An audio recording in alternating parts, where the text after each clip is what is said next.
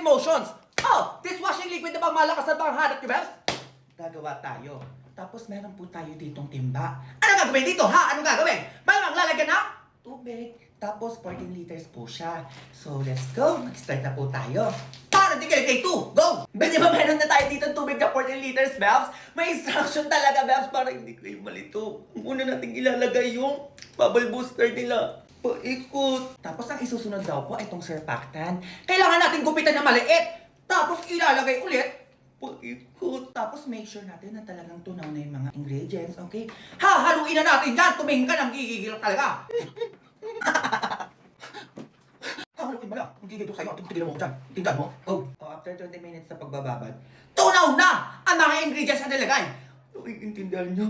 Okay, next natin yung ilalagay yung premix. Ha? Naiintindihan mo? Go. Ilalagay natin yan dito. Hahaluin ulit natin. Tapos next